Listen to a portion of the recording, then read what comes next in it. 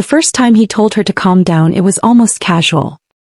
He stood near the window of the penthouse, fingers curled tightly around her phone, watching the lights of Los Angeles flicker below. Traffic crawled like veins of light through the city, restless and alive. Normally the view comforted her. Tonight it only made her chest feel tighter. "Something feels wrong," she said quietly. Min-jae didn't look up from his drink. He was sitting on the leather sofa, jacket discarded, white shirt open at the collar. Across from him, a woman laughed softly, her hand resting possessively on his knee. The sound scraped against Sunhee's nerves. "You're overthinking," Min-jae replied in Korean, his tone smooth, dismissive. "Calm down." The words landed heavier than he intended. Sunhee turned from the window. "I'm not overthinking. I've been calling you for hours. You didn't answer."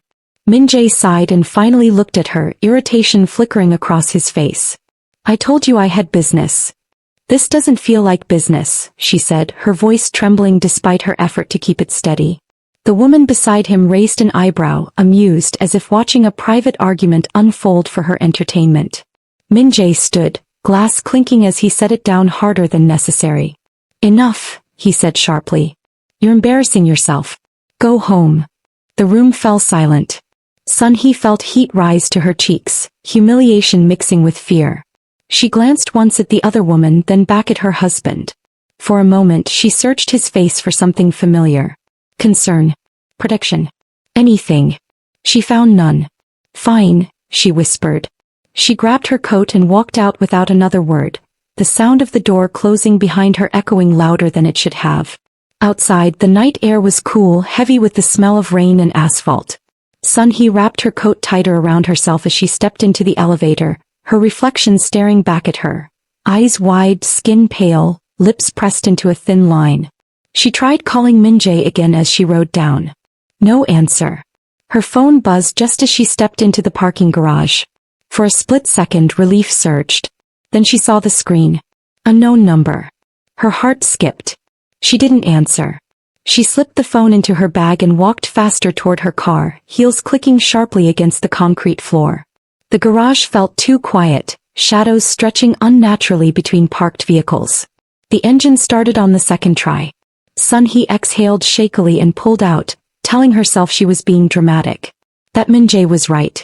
That she needed to calm down. 10 minutes later she realized she was being followed. The car behind her stayed just far enough back to be plausible. Every turn she took, it mirrored. When she sped up, it did too. Her palms grew slick on the steering wheel. "This is stupid," she muttered to herself. She changed lanes suddenly. The car followed. Her phone buzzed again. Unknown number. This time she answered. "Hello." Breathing filled the line. Slow. Deliberate. "Mrs. Kong," a man's voice said in accented Korean. "You should have listened to your instincts." Her stomach dropped. Who is this? The line went dead. Panic surged through her veins. She pressed harder on the accelerator, heart pounding so loudly she could hear it in her ears. She needed people. Light. Safety. She didn't notice the turn toward the highway until it was too late. The car behind her surged forward, clipping her rear bumper. Sunhee screamed as the steering wheel jerked in her hands. Tires screeched. The world tilted violently. The car spun. Metal shrieked against asphalt as her vehicle skidded onto the shoulder, finally grinding to a halt facing the wrong direction. Airbags exploded, knocking the breath from her lungs. Pain bloomed across her chest and shoulder. For a moment everything went white. When her vision cleared, headlights loomed in front of her. The other car idled a few yards away. 2 doors opened. Sunhee fumbled for her phone with shaking hands. Her fingers wouldn't cooperate. Tears blurred her vision as she hit the first name on her screen. Min-jae. Right. Once. Twice. Then voicemail. "No," she sobbed. Footsteps approached. A shadow fell across her shattered window. "Please," she whispered, backing away as far as she could. "I didn't do anything." A hand grabbed the door handle. Before it could open, a horn blared loudly as a truck sped past, its headlights flooding the scene with blinding white light. The men cursed, retreating instinctively. One of them slammed his fist against her car in frustration. "Go," the other hissed. The car sped away, tires screeching as it disappeared into the night. Sunhee sat frozen, shaking uncontrollably, her body screaming in pain as traffic rushed past, indifferent and loud. She was alone on the highway, glass scattered around her like ice. Minutes felt like hours before sirens cut through the noise. Red and blue lights painted the world in chaotic color. Paramedics rushed to her side, voices urgent but blurred. Someone wrapped a blanket around her shoulders. As they loaded her into the ambulance, her phone buzzed again. This time it was Minjae. Across the city, Minjae stood in the penthouse bathroom, water running in the sink as he stared at his reflection. The laughter from the living room behind him felt distant now, hollow. His phone vibrated. Sunhee. He frowned and answered, annoyance already on his tongue. Sunhee, not now. She's been in an accident, a man's voice cut in. Come, visual. Your wife was found on the highway. You need to come immediately. The world seemed to tilt. What? Minjae whispered. He ended the call without another word, his hand trembling as he stared at the dark screen. Images flashed through his mind, her standing at the window, her voice shaking, the way he'd told her to calm down. For the first time that night, fear wrapped tightly around his chest. And he understood too late that the danger he had dismissed had been very real. Minjae didn't remember the drive to the hospital. Later, fragments would come back to him in sharp flashes. The red lights he ran without slowing, the way his hands shook on the steering wheel, the taste of metal in his mouth as he bit down too hard on his own fear. But in that moment, all he knew was the sound of the man's voice on the phone and the word highway repeating in his head like a curse. When he reached the emergency entrance, his car screeched to a stop so abruptly a security guard shouted after him. Minjae didn't slow. He pushed through the glass doors, eyes scanning frantically until a nurse stepped in front of him. Mr. Kong, she asked. Yes, he said breathless. My wife. Sunhee. Her expression softened in a way that made his chest tighten. She's alive, she said quickly. But she was in an accident. We're running tests now. Alive. The word barely registered before guilt slammed into him full force. They led him down a long white corridor that smelled of antiseptic and something faintly metallic. Every step echoed too loudly. He remembered telling her to go home. Remembered the irritation in his voice. Remembered not answering her calls. They stopped outside a trauma room. Through the glass he saw her. Sunhee lay pale against white sheets, hair tangled, a thin line of blood dried near her temple. A brace supported her neck. Her eyes were closed, lashes resting too still against her cheeks. Machines surrounded her, blinking and humming softly. Minjae's knees almost gave out. He pressed a hand to the glass, his reflection overlapping her fragile form. This wasn't the woman he had dismissed hours earlier. This was his wife. The one who noticed details he ignored. The one who sensed danger before it arrived. The doctor approached quietly. She has a concussion, bruised ribs and a fractured collarbone, he said. No internal bleeding. She's very lucky. Lucky. Minjae nodded numbly. Can I see her? Yes. But keep it calm. Inside the room felt smaller than it should have. Minjae approached the bed slowly, afraid even his presence might disturb her. He stopped short of touching her, his hand hovering uselessly over the blanket. I'm here, he whispered, though she couldn't hear him. Her fingers twitched slightly, then her eyes fluttered open. Confusion crossed her face before recognition set in. Minjae. Her voice was hoarse, barely above a whisper. He leaned closer immediately. Yes. I'm here. Tears welled in her eyes. They followed me, she said weakly. I told you something was wrong. The words cut deeper than any accusation. I know, he said, voice breaking. I should have listened. I'm so sorry. She turned her head slightly away as if the effort was too much. You told me to calm down. Shame burned hot in his chest. He had no defense. No excuse. I was wrong, he said. I was careless with you.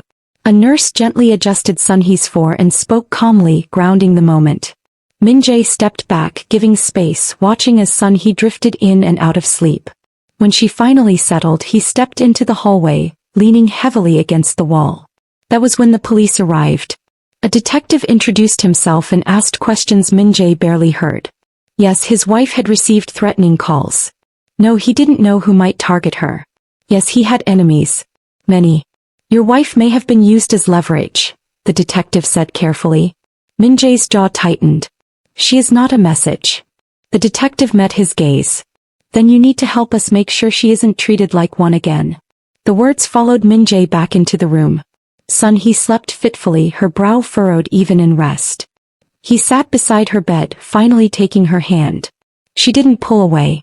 I should have protected you, he murmured. Not laughed at you. Memories replayed relentlessly. The other woman's laugh, the way Sun-hee's voice had trembled, the look in her eyes when he told her to leave. Hours passed. When Sun-hee woke again, the room was dim, evening light fading outside the window. She looked at him silently for a long moment. Why were you with her? She asked. The question was quiet, but it carried years of unspoken distance. Min-jae swallowed. Because I thought control meant I could separate things, he said. Business. Pleasure. Home. I didn't think about what it cost you. And now, she asked. And now I know I was wrong, he said. I put you in danger. I won't do that again. She searched his face, wary, exhausted. Promises are easy. I know, he said. I'm not asking you to believe me. I'm asking you to let me prove it. Silence stretched between them. Finally, Sun-hee closed her eyes again. I'm tired. I'll stay, he said quickly. Not like before, she murmured. Stay and listen. He nodded, tears burning behind his eyes. I will. Later that night, Min-jae stepped outside the hospital and made a call of his own. His voice was calm, controlled, terrifyingly precise. Find out who touched my wife, he said. No noise. No mistakes. When he returned to her bedside, Sun-hee was asleep again. He watched her chest rise and fall, committing the sight to memory. He had built an empire on ignoring fear. Now for the first time he understood its cost. And he knew that whatever came next, revenge, reckoning, or redemption, nothing would matter more than earning back the trust he had shattered in a single careless sentence. Sun-hee woke to the sound of voices she didn't recognize. They were low, controlled, just outside the curtain. Her head throbbed dully, each thought slowed to form. She tried to move and hissed softly when pain flared along her collarbone. A hand tightened around hers immediately. I'm here, Min-jae said quietly. She turned her head, blinking until his face came into focus. He looked different, drawn, eyes shadowed, the sharp confidence she was used to replaced by something raw and unsettled. How long? She asked. Most of the night, he replied. You slept. She nodded faintly. Sleeping felt like sinking through layers of fog. Safe but heavy. The doctor came in soon after, explaining again what had already been said. Observation for another day, pain management, rest. Questions followed, about the call, the car, the voices. Sun-hee answered slowly, carefully, aware of Min-jae's presence like a steady pressure beside her. When the doctor left, silence settled between them. I don't want reporters, Sun-hee said suddenly. There won't be any, Min-jae replied without hesitation. I've already handled it. That word, handled, used to make her uneasy. Now she was too tired to question it. Hours passed in fragments. Nurses in and out. Sun-hee dozing. Min-jae leaving briefly, always returning. Each time she opened her eyes, he was there. By afternoon the detective returned. Mrs. Kong, he said gently, we believe this wasn't a random incident. Sun-hee's fingers tightened around the blanket. You already said that. Yes. We've identified a potential connection to a rival group your husband has had prior conflicts with. Min-jae's jaw hardened. Say the name. The detective hesitated, then did. Sun-hee watched Min-jae closely. There was no surprise in his expression. Only confirmation. Is this because of you? She asked quietly once the detective left. Min-jae didn't evade the question. Yes. The honesty stunned her. For years, he continued, I convinced myself I could keep you separate from my world. That as long as you didn't know details you'd be safe. And now, she asked. And now I know that pretending you weren't part of my life put you directly in danger. She turned her gaze to the window, watching clouds drift slowly past. I warned you. I know. The weight of that admission settled heavily between them. That evening, Sun-hee's sister arrived. Haein burst into the room with red eyes and controlled fury, stopping short when she saw the brace, the bruises. You, Haein said, rounding on Min-jae. You did this. Min-jae stood. Yes. Sun-hee closed her eyes briefly. Haein, stop. Her sister's anger shifted, breaking into tears as she rushed to the bedside. You could have died, she whispered. Sun-hee swallowed. I didn't. Haein pulled back, wiping her face. That's not the point. When she left, promising to return the next day, Sun-hee felt drained beyond words. I don't want to go back to the penthouse, she said quietly. Min-jae nodded. I expected that. I want somewhere neutral, she continued. Somewhere that feels like mine. I have a place, he said. Smaller. No staff. Security outside only. She studied him. You're not arguing. No, he replied. I'm listening. That night, Sun-hee slept more deeply than she had since the accident. When she woke, the pain was still there, but the panic had dulled to a distant echo. The move happened the next day. The apartment was bright, understated, nothing like the penthouse she'd lived in for years. Light wood floors. Simple furniture. No sweeping views meant to impress. Felt human. Min-jae hovered near the door as she was helped inside, careful not to crowd her. I can leave, he said. If you want. Sun-hee shook her head. Stay. Just don't take over. He nodded immediately. The first few days were awkward. Necessary. Sun-hee rested, moved carefully, relearned the rhythms of her own body. Min-jae cooked badly, cleaned quietly, answered calls outside the room. One afternoon she caught him standing by the window, staring at nothing. What are you thinking? She asked. That I failed you long before that night, he said. I just didn't see it. She considered that. You saw it. You chose not to look. He turned to her, accepting the correction. Yes. That honesty cracked something open between them. The lover called once. Sun-hee heard Min-jae answer in the kitchen, his voice flat, distant. When he returned, his face was pale. It's over, he said simply. She didn't ask questions. He didn't need to. Later, as the sun set and the apartment filled with amber light, Sun-hee spoke again. I don't know what this means for us, she said. Min-jae sat across from her, hands folded loosely. Neither do I. But you're not telling me to calm down, she added softly. A flicker of pain crossed his face. I will never say that to you again. The days settled into a fragile routine. Physical therapy appointments. Short walks. Quiet meals. Conversations that stayed surface level until suddenly they didn't. One night, unable to sleep, Sun-hee padded into the living room and found Min-jae awake, sitting on the floor with his back against the couch. You should rest, she said. So should you, he replied. She lowered herself carefully beside him, the closeness tentative but not unwelcome. Do you ever wish you hadn't married me? She asked. He answered without hesitation. No. Even now. Especially now, he said. Because now I know you. Not the version of you I kept at a distance. She leaned her head back against the couch, eyes closed. I don't feel strong. You don't have to, he said. You just have to be honest. That night, Sun-hee slept on the couch, Min-jae on the floor nearby, neither of them mentioning it. Trust didn't return in a rush. It crept back in small, unremarkable ways. In him asking before touching her arm. In him explaining plans instead of issuing them. In her speaking when something felt wrong, and him believing her. The danger hadn't disappeared. She knew that. But for the first time she felt like she wasn't facing it alone, or worse, unheard. And that changed everything. Sun-hee's strength returned in pieces, not all at once. Some mornings she woke feeling almost normal, moving carefully but without fear tightening her chest. Other days, the weight of everything pressed down so hard she barely made it from the bedroom to the couch. Min-jae learned the difference quickly. On strong days he stayed out of her way. On fragile ones he stayed close without hovering. He stopped assuming. That change mattered more than any apology. The apartment settled into a quiet rhythm. Morning light through sheer curtains. Coffee brewed too strong. The low hum of traffic far below. Min-jae worked from the small study, doors open, calls muted.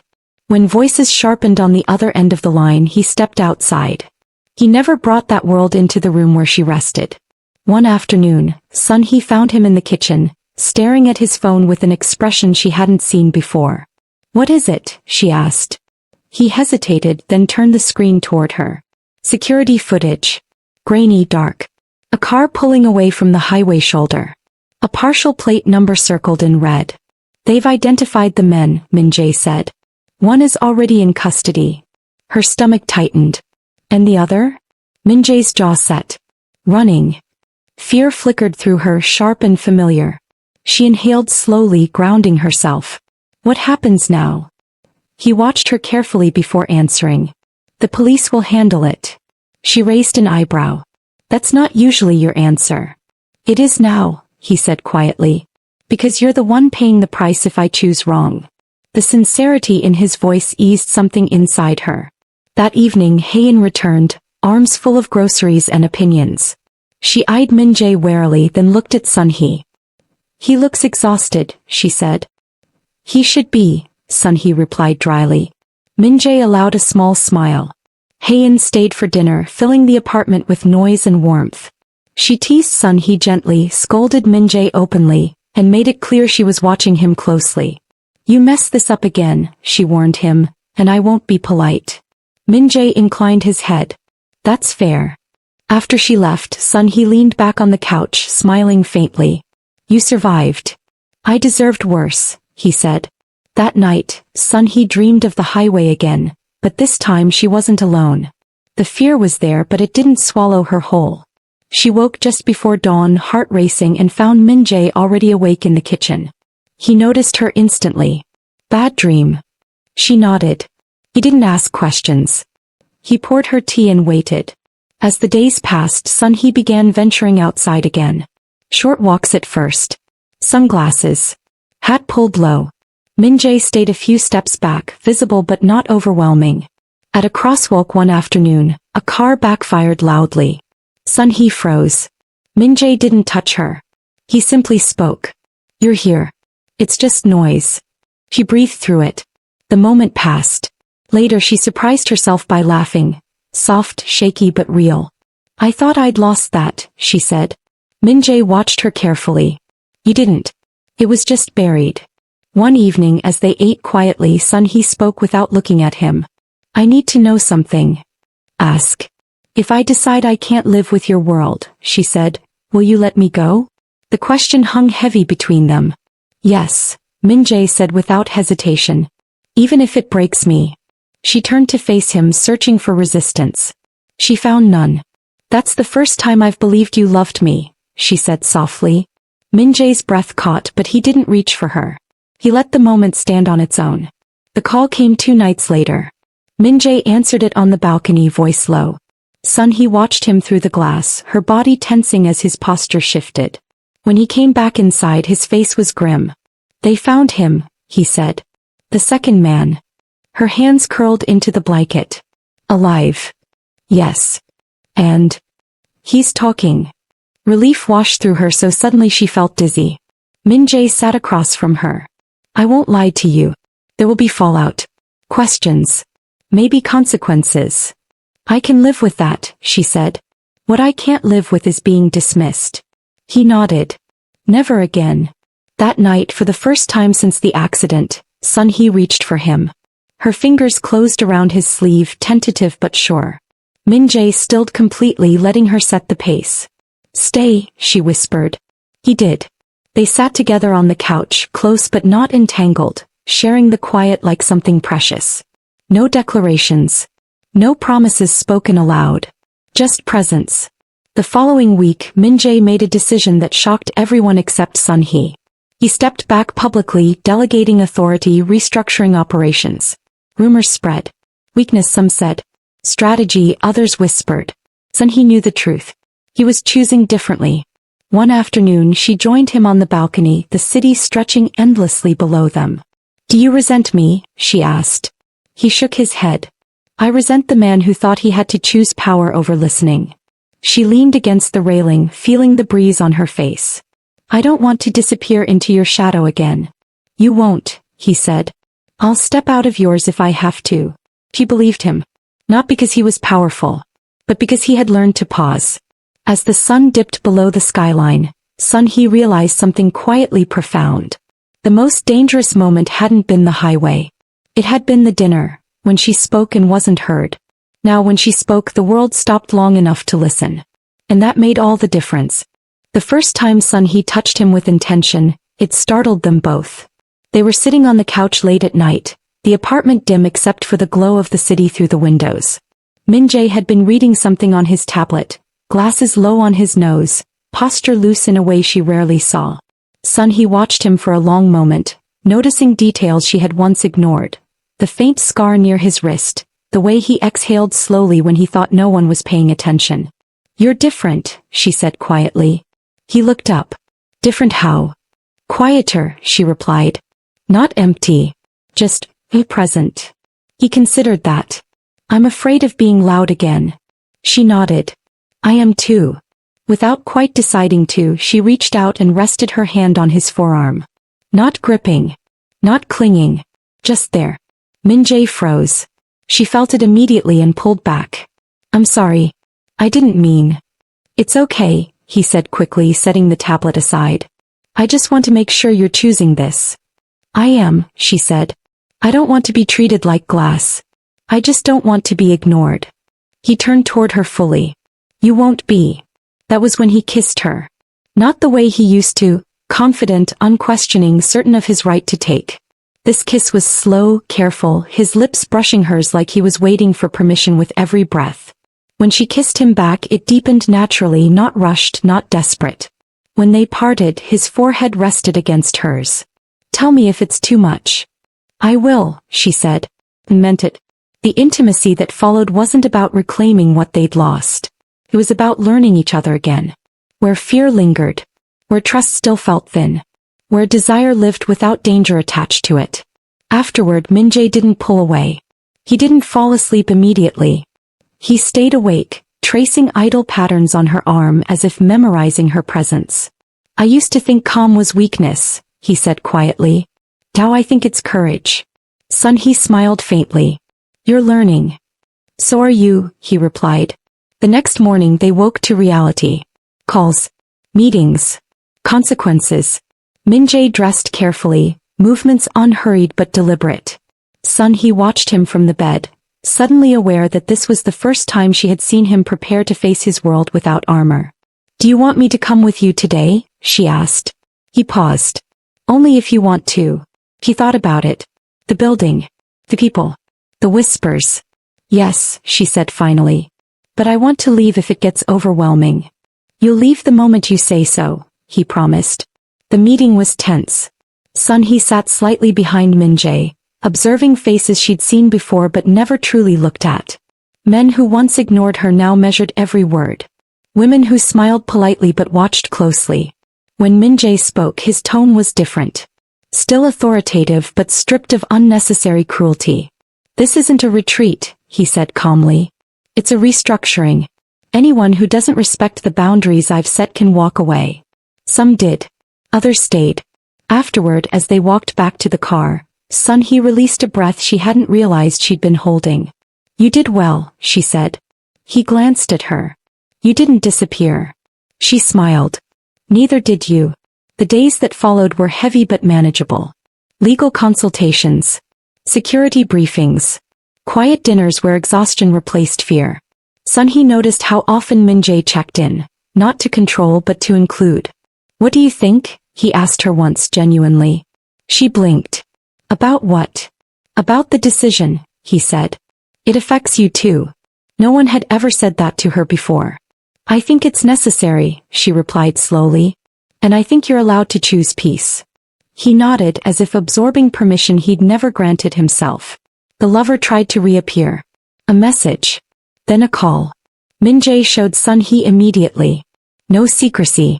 No deflection. "I'll handle it," he said. "But I wanted you to know." Sun Hee studied the name on the screen, feeling a strange detachment.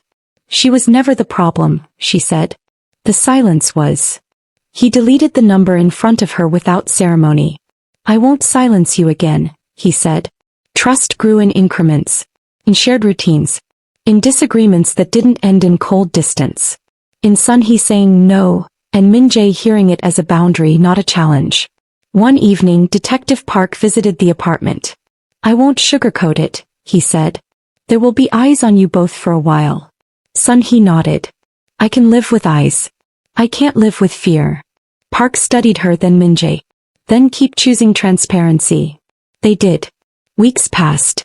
The bruises faded. The nightmares softened. Sun-hee returned to parts of her life she'd set aside. Her work, her friends, her sense of self.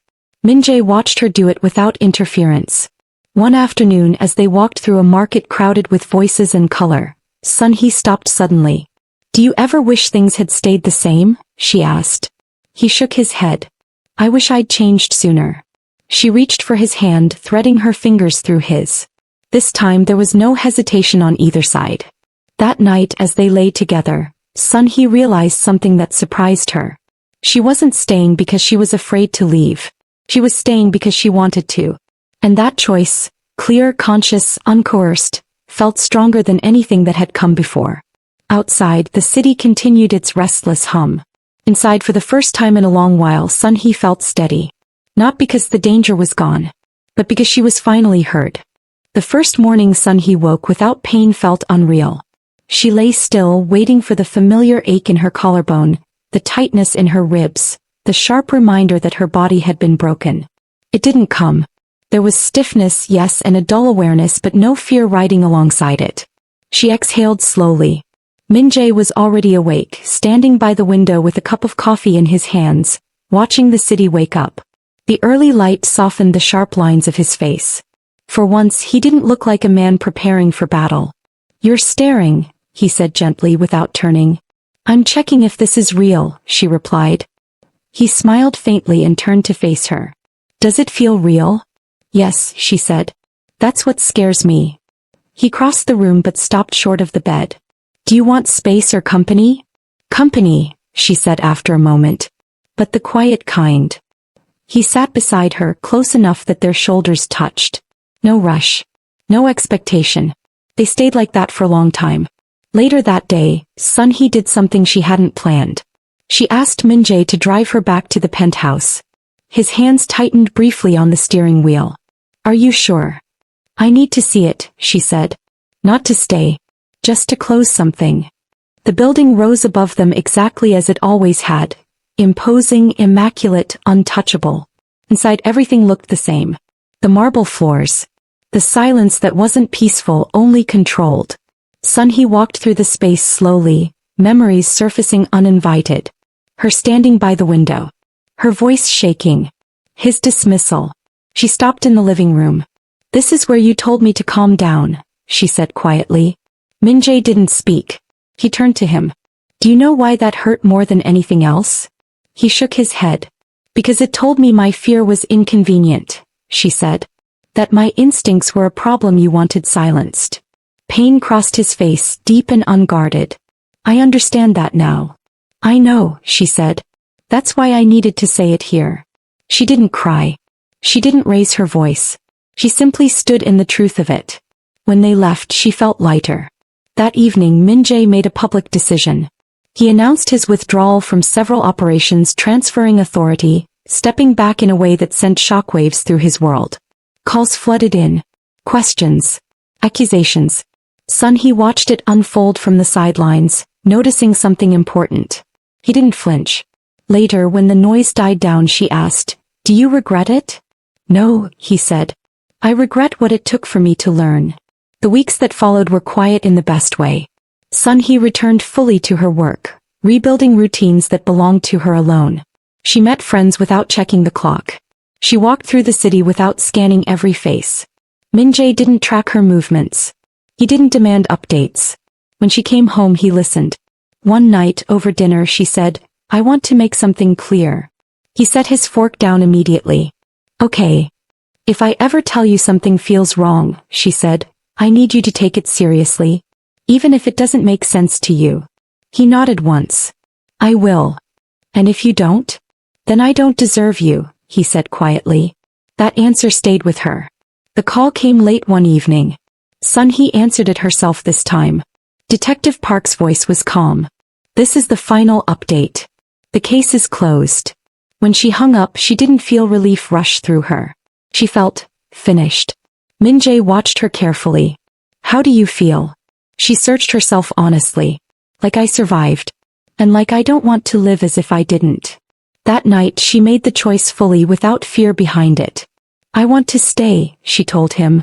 Not because it's safer, but because it's right for now. For now is enough, he said. They didn't rush to define the future. Instead they built something steadier. Boundaries replaced rules. Conversations replaced silence. When tension rose, they faced it instead of pretending it didn't exist.